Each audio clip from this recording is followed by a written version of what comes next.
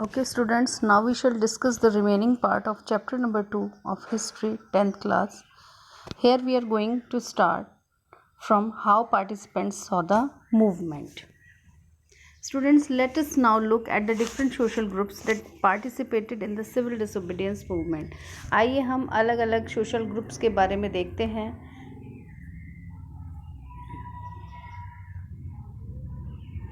Why did they join the movement?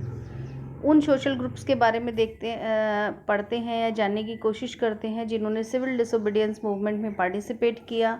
Y did they join the movement? उन्होंने आंदोलन क्यों join किया? What was their ideals? उनके क्या आदर्श थे? What did swaraj mean to them? उनके लिए स्वराज का मतलब क्या था? In the countryside rich peasants communities like the Patidars of Gujarat and Jats of Uttar Pradesh.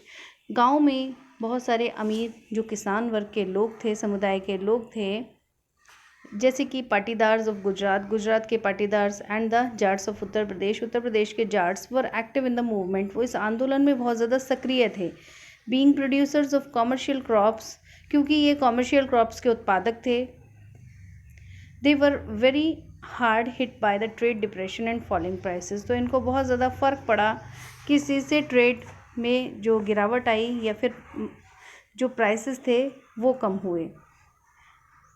As their cash income disappeared, जैसे जैसे उनकी कैश इनकम घटती चली गई, they found it impossible to pay the government revenue demand. तो उनके लिए बिल्कुल असमर्थ हो गए वो लोग. उनके लिए असंभव हो गया कि वो गवर्नमेंट की रेवेन्यू की मांग को पूरा कर सकें. And the refusal of the government to reduce the revenue demand led to wide spread resentment. और कहीं ना कहीं रिफ्यूज़ करना यानी मना करना ऑफ द गवर्नमेंट को ये कहना कि वो रेवेन्यू की मांग को कम कर दें, इस बात के रिफ्यूज़ल से, यानी गवर्नमेंट ने उस चीज़ से रिफ्यूज़ कर दिया जब इन्होंने कहा, तो इस वजह से एक वाइड स्प्रेड रिसेंटमेंट हुआ, यानी ज़्यादा मात्रा में, ज़्यादा संख्या में लोग इनसे असंतुष्ट हुए. These rich peasants became enthusiastic supporters of the civil disobedience movement. और इस वजह से ये जो अमीर किसान वर्ग के लोग थे ये बहुत ज़्यादा उत्साहित हुए सिविल डिसोबीडियंस मूवमेंट में सपोर्टर्स बनने के लिए. ऑर्गेनाइजिंग देयर कम्युनिटीज़, उन्होंने अपने समुदायों को संगठित किया. And at times forcing reluctant members to participate in the boycott programme. और उस समय इन्होंने जिन लोगों की मर्ज़ी नहीं थी उन्हें तैयार किया किस बात के लिए? कि वो बॉयकॉट प्रोग्राम्स में अपना योगदान दें. For them the fight for Swaraj was a struggle against high revenues. उनके लिए they had their different specification. उनके लिए स्वराज का मतलब सिर्फ इतना था कि उनसे जो हाई रेवेन्यूज़ मांगे जा रहे हैं, हाई रेवेन्यूज़ की डिमांड की जा रही है, उनको क्या कर दिया जाए? उनको घटा दिया जाए. But they were deeply disappointed when the movement was called off. लेकिन वो बहुत ज़्यादा निराश हुए जब मूवमेंट वापस ले लिया गया 1931 में, without the revenue rates being revised. और रेवेन्यू रेट्स में कोई भी चेंजेस नहीं आए. So when the movement was restarted in 1932, इसलिए जब आंदोलन दोबारा 1932 में शुरू हुआ, many of them refuse to participate. इन लोगों में से बहुत सारे लोगों ने इस मूवमेंट में अपना योगदान देने से इनकार कर दिया. The poor peasantry were not just interested in the lowering of the revenue demand. अब जो गरीब किसान थे उनका कोई भी इंटरेस्ट नहीं था इस बात को लेकर कि रेवेन्यू की मांग कम हो या रेवेन्यू डिमांड कम हो, क्योंकि इनको रेवेन्यू नहीं पे करना था, रेवेन्यू रिच पीजेंट्स को पे करना था. Many of them were small tenants. और ये जो पुअर पीजेंट्स थे ये कुछ तो बहुत छोटे छोटे किसान थे जो कि ज़मीन को किराए पर लेते थे. कल्टिवेटिंग लैंड को कल्टिवेट करते थे. They had rented from landlords. जो लैंड ये रेंट बतौर लैंडलॉर्ड से लेते थे. एज द डिप्रेशन कंटिन्यूड, जैसे जैसे ये मंदी बढ़ती चली गई, एंड द कैश इनकम्स ड्विंडल्ड, और कहीं ना कहीं कैश इनकम्स घटते चले गए. The small tenants found it difficult. छोटे किसानों के लिए ये बहुत ज़्यादा मुश्किल हो गया टू पे देयर रेंट, अपना किराया चुकाना. They wanted the unpaid rent to the landlord to be remitted. इनका क्या स्पेसिफिकेशन था? रिच पीजेंट्स का स्पेसिफिकेशन तो ये था कि रेवेन्यू कम कर दिया जाए, और पुअर पीजेंट्स की क्या सोच थी कि जो लैंडलॉर्ड को रेंट पे करने में असमर्थ हो रहे हैं वो लैंडलॉर्ड रेंट क्या कर दें? माफ़ कर दें. They joined a variety of radical movements. इन्होंने बहुत सारे उग्र आंदोलनों में भाग लिया. ऑफन लेड बाय सोशलिस्ट, जो कि सोशलिस्ट समाजवादी लोगों के द्वारा शुरू करे गए या फिर कम्युनिस्ट के द्वारा शुरू करे गए. सांप्रदायिक लोगों के द्वारा शुरू करे गए, apprehensive of raising issues that might upset the rich peasants and landlords, और बहुत ज़्यादा समझते हुए कि इतने ज़्यादा बढ़ते हुए जो मुद्दे हैं जो कि कहीं ना कहीं रिच पीजेंट्स और लैंडलॉर्ड्स दोनों को ही अपसेट कर रहे हैं, दोनों को ही परेशान कर रहे हैं, the Congress was willing to support no rent campaigns in most places. वहाँ पर कांग्रेस बिल्कुल भी इच्छा नहीं कर रही थी कि रेंट कैंपेन चलाएं बहुत सारी जगहों पर। So the relationship between the poor peasants and the Congress remain uncertain. अभी कांग्रेस ने देखा कि जो रिच पीजेंट्स हैं उनकी क्या प्रॉब्लम है और पुअर पीजेंट्स की क्या प्रॉब्लम है। कांग्रेस ने पुअर पीजेंट्स को कहीं ना कहीं सपोर्ट नहीं किया, नो रेंट कैंपेन नहीं चलाए, जिसकी वजह से कांग्रेस और पुअर पीजेंट्स का जो आपसी अंडरस्टैंडिंग थी वो कहीं ना कहीं ख़राब होती चली गई। What about the business classes. अब बिजनेस क्लासेस के बारे में स्टूडेंट्स हम बात करेंगे। How did they relate to the civil disobedience movement. उनका क्या संबंध था सिविल डिसोबीडियंस मूवमेंट से। During the first world war के दौरान ही Indian merchants and industrialist had made huge profits and become powerful. जितने भी इंडियन व्यापारी थे या औद्योगिक इंडस्ट्रियलिस्ट थे, औद्योगिकरण में जो बड़े बड़े लोग थे, हैड मेड ह्यूज प्रॉफिट्स, उन्होंने ज़्यादा मुनाफा कमाया एंड बिकम पावरफुल, और वो बहुत ज़्यादा पावरफुल बन गए। Keen on expanding their business, और ज़्यादा प्रेरित थे वो, और ज़्यादा उत्सुक थे अपने बिजनेस को और ज़्यादा बढ़ाने के लिए। They now reacted against colonial policies, अब उन्होंने उत्तर देना शुरू किया कॉलोनियल गवर्नमेंट की नीतियों पर, रिएक्ट करना शुरू किया। डेट रेस्ट्रिक्टेड बिजनेस एक्टिविटीज़, क्योंकि कॉलोनियल गवर्नमेंट की जो पॉलिसीज़ थी वो कहीं ना कहीं बिजनेस क्लास पर्सनस के कार्यों में बाधा या ऑब्स्टिकल डाल रही थी। They wanted protection against imports of foreign goods, ये इस बात में पूरा प्रोटेक्शन संरक्षण चाहते थे कि फॉरेन गुड्स का जो इंपोर्ट होता है उसमें कोई भी ऑब्स्टिकल ना आए। टू ऑर्गेनाइज बिजनेस इंटरेस्ट, अपने बिजनेस वेलफेयर को संगठित करने के लिए, अपना मुनाफा बिजनेस फ़ायदा बनाने के लिए, they form the Indian industrial and commercial Congress in 1920। What they formed students, they form the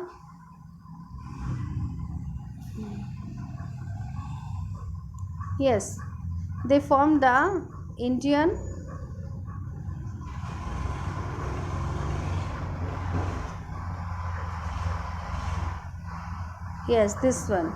they formed the Indian Industrial and Commercial Congress in 1920। इन्होंने 1920 में इंडियन इंडस्ट्रियल और कॉमर्शियल कांग्रेस की स्थापना की। And the federation of Indian chamber of commerce and industries और FICCI की स्थापना करी 1927 में। बेटे ये फुल फॉर्म्स आप लोगों से पूछ ली जाती हैं, ये आपको याद करना है।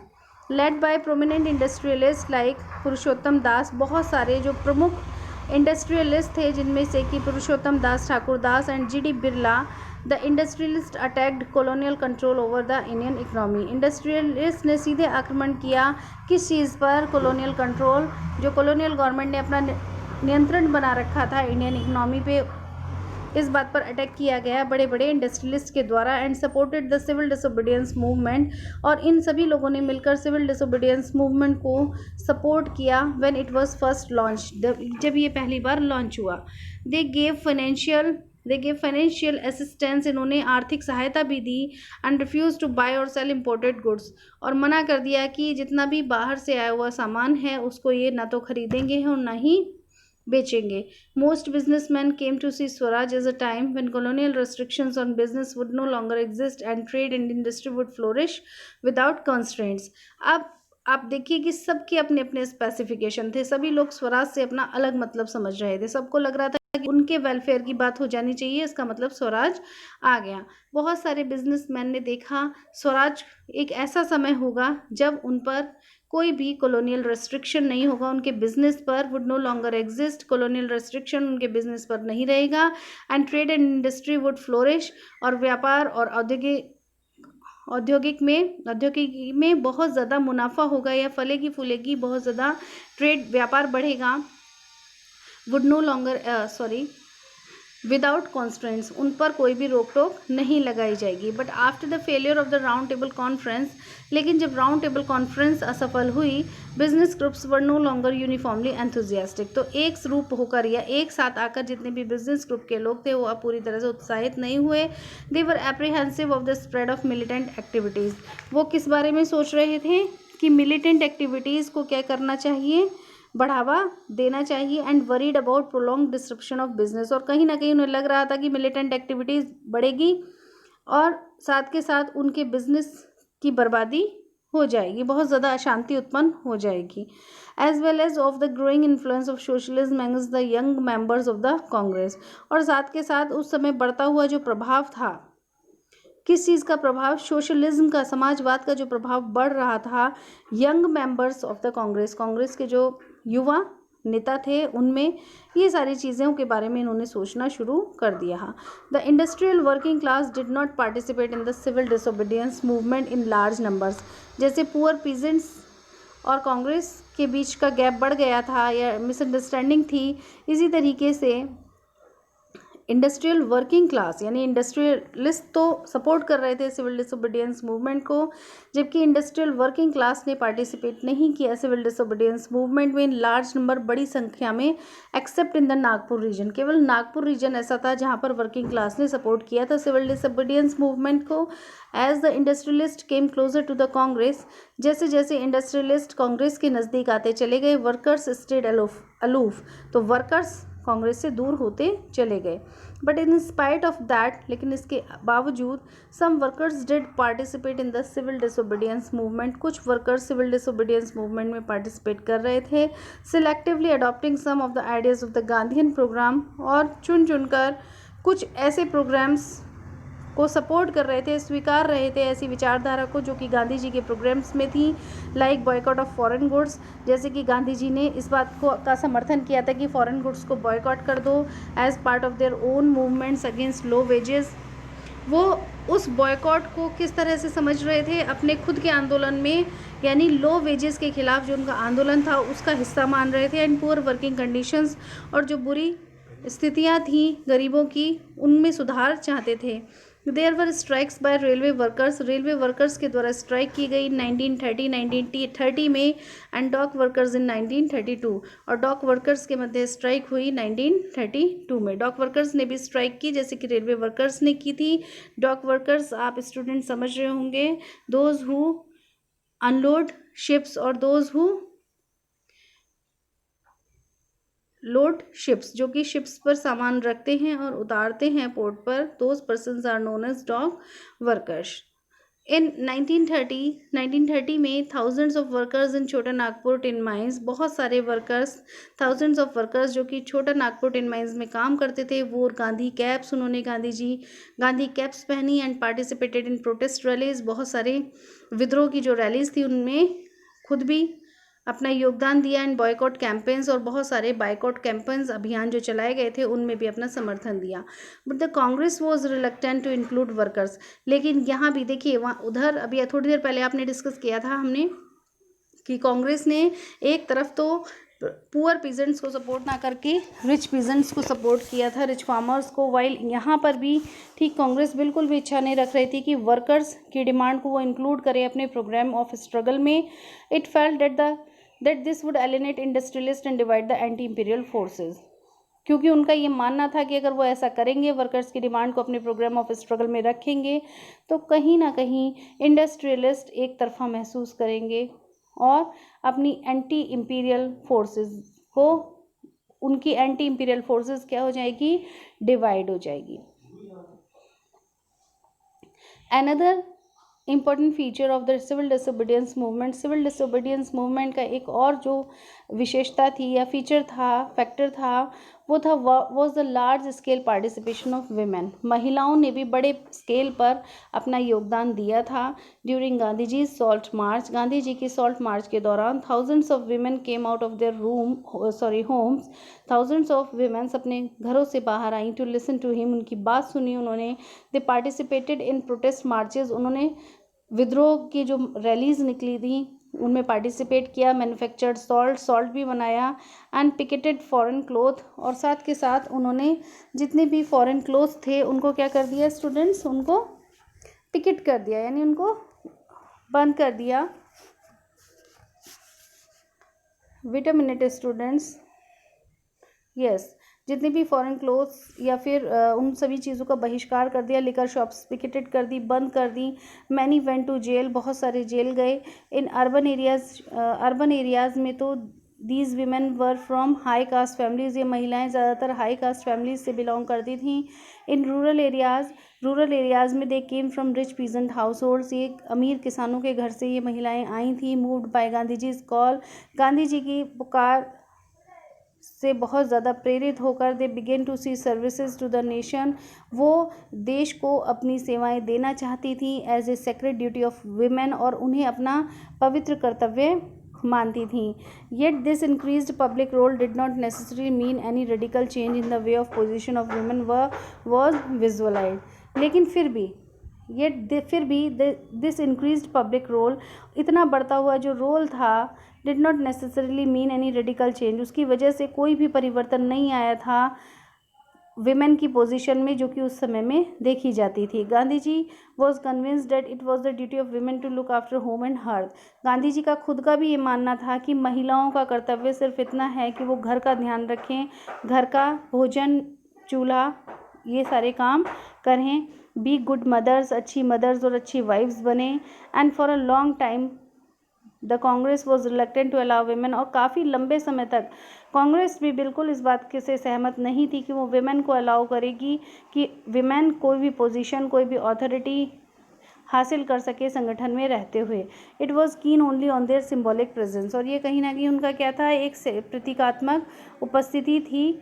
Now we shall discuss the limits of civil disobedience. अब सिविल डिसोबीडियंस मूवमेंट की सीमाएं क्या थी students? Now we are going to discuss about that.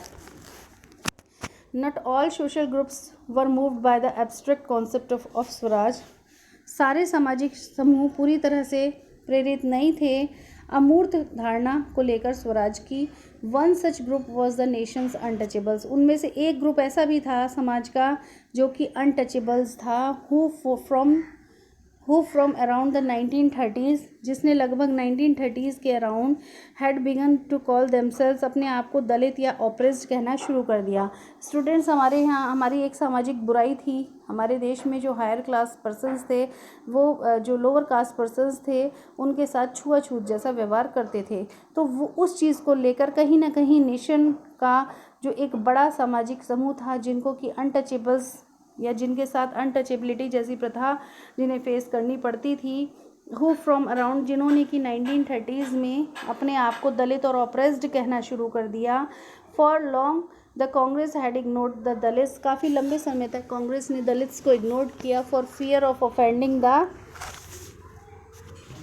सनातनीज, उन्हें किस बात का डर था? उन्हें डर इस बात का था कि सनातन धर्म के यानी the conservative high cast Hindus के सनातनीज, जो कि कंजर्वेटिव यानी पुरानी धारणा में विश्वास रखने वाले हाई कास्ट हिंदूज थे, उनको नाराज़ ना करें या वो नाराज़ हो जाएंगे अगर किनको रखा गया, अगर दलित्स को इग्नोर नहीं किया गया, तो कहीं ना कहीं उनका मानना था कि कंजर्वेटिव हाई कास्ट हिंदूज उनसे नाराज़ हो जाएंगे। बट महात्मा गांधी डिक्लेयर्ड, लेकिन महात्मा गांधी ने ये चीज़ डिक्लेयर करी that swaraj would not come for 100 years if untouchability was not eliminated, अगर अनटचेबिलिटी को नहीं रिमूव किया गया, नहीं हटाया गया, नहीं अबोलिश किया गया, तो स्वराज अभी 100 ईयर्स तक भी देखने को नहीं मिलेगा। ही कॉल्ड द अनटचेबल्स हरिजन, इन्होंने अनटचेबल्स को क्या कहा? इन्होंने अनटचेबल्स को हरिजन कहा स्टूडेंट्स। और द चिल्ड्रन ऑफ गॉड, इन्हें क्या कहा कि हरि के जन यानी भगवान के बच्चे। Organise satyagraha to secure them entry into temples, उन्होंने सत्याग्रह भी चलाया था जिससे कि दलित्स की एंट्री मंदिरों में हो जाए and access to public wells, उन लोगों को पब्लिक वेल्स यूज़ करने दिए जाएं, टैंक्स यूज़ करने दिए जाएं, रोड्स एंड स्कूल्स का वो इक्वलिटी पे यूज़ कर सकें जैसे कि अदर मेंबर्स यूज़ करते थे। He himself cleaned toilets to dignify the work of the Bhangi, उन्होंने खुद भी टॉयलेट्स को साफ़ किया था स्वीपर्स के कार्यों को डिग्निफाई करने के लिए। उन्होंने खुद ये बताया था कि ये जो काम ये करते हैं ये बहुत ही ज़रूरी पार्ट है हमारे समाज का और हमें इनका अपमान नहीं करना चाहिए। एंड परसुएडेड अपर कास्ट, और कहीं ना कहीं अपर कास्ट के पर्सन्स को तैयार किया टू चेंज देयर हार्ट, कि वो अपना हृदय बदल लें and give up the sin of untouchability, और अनटचेबिलिटी जैसा पाप छोड़ दें। But many Dalit leaders were keen on the different political solution or to the problems of the community. लेकिन बहुत सारे दलित लीडर्स ऐसे थे जो कि अपनी इस राजनीतिक समस्या का समाधान ढूंढने की कोशिश कर रहे थे, पॉलिटिकल सॉल्यूशन ढूंढना चाह रहे थे. दे बिगिन ऑर्गेनाइजिंग देमसेल्व्स, उन्होंने अपने आप को संगठित करना शुरू किया. डिमांडिंग रिजर्व्ड सीट्स की मांग की इन एजुकेशनल इंस्टीट्यूशंस कि जितनी भी शैक्षिक संस्थाएं हैं वहाँ पर इनको रिजर्व सीट्स दी जाएं. And a separate electorate that would choose Dalit member for the legislative councils, और इन्होंने एक सेपरेट इलेक्टोरेट की मांग की जहां पर कि दलित मेंबर को लेजिस्लेटिव काउंसिल्स में एज मेंबर चुना जाए. पॉलिटिकल एम्पावरमेंट, दे बिलीव, उनका मानना था कि राजनीतिक ताकत ही सबसे बड़ी ताकत है और political empowerment would resolve the problems of their social disabilities, और कहीं ना कहीं पॉलिटिकल एम्पावरमेंट ही उनकी सामाजिक असमर्थताएं को दूर करेगी. Dalit participation in the civil disobedience movement was therefore limited, हालांकि दलित का जो योगदान था सिविल डिसोबीडियंस मूवमेंट में वो बहुत सीमित था. Particularly in the Maharashtra and Nagpur region where their organisation was quite strong. Mainly किन क्षेत्रों में, जहाँ जैसे कि महाराष्ट्र और नागपुर जैसे क्षेत्र जहाँ पर कि इनका संगठन बहुत ज़्यादा मजबूत था. Doctor B.R. Ambedkar who organised the Dalit into depressed classes, doctor B.R. Ambedkar ji ने, जिन्होंने कि दलित्स को संगठित किया एक नाम देकर, एक संस्था के रूप में, that is depressed class association in 1930. ये स्टूडेंट्स ये भी आपको लर्न करना पड़ेगा. क्लैश्ड विद महात्मा गांधी, इनका उस समय महात्मा गांधी जी से क्लैश हुआ. The second round table conference में by demanding separate electorates for Dalits, क्योंकि ये दलित्स के लिए सेपरेट इलेक्टोरेट की मांग कर रहे थे. Gandhi ji began to a fast unto death, और गांधी जी ने आमरण अनशन कर लिया. ही बिलीव्ड, उनका मानना था, that separate electorates for Dalit would slow down the process of their integration into society, कि अगर वो अलग से इलेक्टोरेट की मांग करेंगे दलित्स के लिए तो कहीं ना कहीं समाज को एकीकृत करने वाली जो प्रक्रिया है वो हल्की पड़ जाएगी, धीमी पड़ जाएगी. Ambedkar ultimately accepted Gandhiji's position and the result was the Poona pact of September 1932. Ambedkar ने तुरंत गांधी जी की जो स्थिति थी उसको स्वीकारा, एंड द रिजल्ट, और उसका जो परिणाम था वो था students Poona pact of September 1932. ये भी एक इम्पॉर्टेंट क्वेश्चन है. It gave the depressed classes, इन्होंने डिप्रेस्ड क्लासेस को, जिनको कि बाद में शेड्यूल कास्ट के नाम से जाना गया, इन्होंने डिप्रेस्ड क्लास को रिजर्व सीट्स दी इन प्रोविंशियल, प्रांतीय और सेंट्रल लेजिस्लेटिव काउंसिल्स में, but they were to be voted in by the general electorate. लेकिन उनको वोटिंग कहाँ पर होगी, जनरल इलेक्टोरेट के माध्यम से जीतना होगा. The Dalit movement however continue to be apprehensive of the Congress led national movement, और कहीं ना कहीं दलित मूवमेंट जो आंदोलन चला था वो लगातार बना रहा. कंटिन्यू टू बी एप्रीहेंसिव, ये कहीं ना कहीं बराबर समझ आ रहा था, एप्रीहेंसिव था कांग्रेस जो नेशनल मूवमेंट चला रहे थे उसमें. Some of the Muslim political organisations, बहुत सारे मुस्लिम राजनीतिक जो संगठन थे भारत में, were also lukewarm in their response to the civil disobedience movement. They were also not much excited, ये लोग भी पूरी तरह से एक्साइटेड नहीं थे कि सिविल डिसोबीडियंस मूवमेंट में अपना कोई भी योगदान दे. After the decline of the non cooperation Khilafat movement, जब नॉन कॉपरेशन खिलाफत मूवमेंट का पतन हुआ या बंद हुआ, ये वापस लिया गया, large section of Muslims felt, उस समय में मुस्लिम्स के एक बहुत बड़े ग्रुप को ऐसा लगने लगा कि that they are separated from the Congress, उनको एलिनेट कर दिया गया है, कांग्रेस से अलग कर दिया गया है फ्रॉम द मिड 1920s. इसलिए 1920s के मध्य the Congress came to be more visibly associated with openly Hindu religious nationalist group like the Hindu Mahasabha. Congress अब पूरी तरह से संगठित होती खुलकर दिखाई दी. कहाँ संगठित होती? Hindu religious nationalist group, Hindu धार्मिक राष्ट्रीयवादी लोगों का समूह, जिसको कि क्या कहा गया, Hindu Mahasabha. As relation between Hindus and Muslims worsen, जैसे जैसे हिंदूज़ और मुस्लिम के रिलेशन खराब होते चले गए, each community organise religious processions, प्रत्येक धर्म के लोगों ने अपने अपने धार्मिक जुलूस निकाले विद मिलिटेंट फर्वर, और बहुत ज़्यादा उग्र होकर इन्होंने ये प्रोसेशन निकाले. प्रोवोकिंग हिंदू मुस्लिम कम्युनल क्लैशेस, और कहीं ना कहीं बढ़ावा मिल रहा था हिंदू मुस्लिम्स में, सांप्रदायिक मतभेद हो रहे थे. एंड रियोट्स इन वेरियस सिटीज़, और बहुत सारे शहरों में दंगे भी हो रहे थे. Each Riot depending the distance between the two communities, और हर दंगे डीपन और ज़्यादा बढ़ते जा रहे थे, और जिसकी वजह से इन दोनों समुदाय के लोगों में बहुत ज़्यादा जो डिस्टेंस था वो बढ़ता चला जा रहा था, उनमें दूरियां आती चली जा रही थी। The Congress and the Muslim League made efforts to renegotiate an alliance. Congress और मुस्लिम लीग ने फिर से प्रयास किए कि वो आपस में बातचीत करके एक गठबंधन, एक संधि कर लें। एंड इन 1927 और 1927 में इट अपीयर्ड, ऐसा दिखाई दिया, that such a unity could be forged, कि इस तरह की एकता हो ही जाएगी। The importance differences were over the questions of representation. लेकिन प्रमुख जो अंतर थे, जो मतभेद थे, वो प्रतिनिधित्व को लेकर थे फ्यूचर असेंबलीज में that were to be elected, जो जहाँ पर कि चुनाव होना था।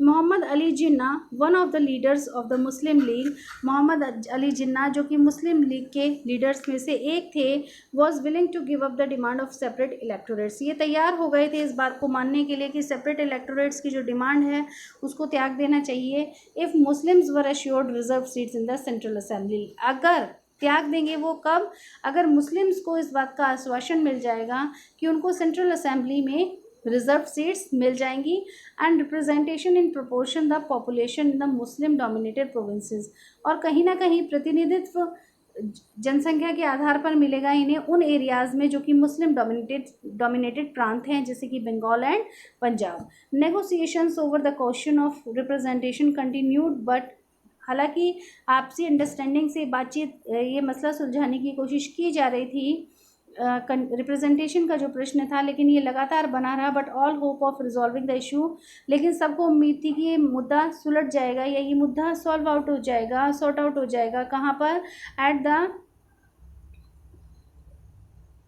ऑल पार्टीज कॉन्फ्रेंस में 1928 में disappeared when M.R. Jayakar of the Hindu Mahasabha strongly opposed efforts a compromise. ये मुद्दा कब सॉर्ट आउट होने की बात चल रही थी, कहाँ पर सुलझ जाएगा, कहाँ पर स्टूडेंट्स? ऑल पार्टीज़ कॉन्फ्रेंस में 1928 में, लेकिन ये अदृश्य हो गया, डिसअपियर हो गई ये चीज़ें, मतलब नहीं दिखाई दिया जो सोच थी। कब ये चीज़ डिसअपियर हुई? When M.R. जयकर जो कि हिंदू महासभा में थे, मेंबर थे, इन्होंने पूरी तरह से अपोज कर दिया उन प्रयासों का कि किसी भी तरह का कॉम्प्रोमाइज़ नहीं किया जाएगा। When the civil disobedience movement started, there was thus an atmosphere of suspicion and distrust between communities। जब सिविल डिसोबीडियंस मूवमेंट शुरू हुआ तो एक ऐसा माहौल बन गया जहाँ पर संदेह था, दोनों समुदाय के लोग एक दूसरे पर विश्वास नहीं कर रहे थे। एलिनेटेड फ्रॉम द कांग्रेस से एक तरफा महसूस करते हुए, लार्ज सेक्शंस ऑफ मुस्लिम्स का एक बहुत बड़ा section could not respond to the call of a united struggle. इन लोगों ने उत्तर नहीं दिया, इन लोगों ने कहीं ना कहीं अपनी सहमति नहीं जताई यूनाइटेड स्ट्रगल के रूप में। Many Muslim leaders and intellectuals, बहुत सारे मुस्लिम नेता और साथ के साथ विद्वान, express their concern about the status of Muslims. उन्होंने कहीं ना कहीं अपनी सोच या अपनी कंसर्न, यानी उन्हें कहीं ना कहीं चिंता थी मुस्लिम्स के स्टेटस को लेकर, क्योंकि मुस्लिम्स भारत में माइनॉरिटी में थे। They feared that the culture and identity of minorities, उन्हें इस बात का भी डर था कि माइनॉरिटीज़ का जो संस्कृति है या जो उनकी पहचान है वुड बी सबमर्ज्ड, वो मिक्स कर दी जाएगी under the domination of Hindu majority के डोमिनेशन में। Students, in my next video we will discuss the sense of collective belongingness.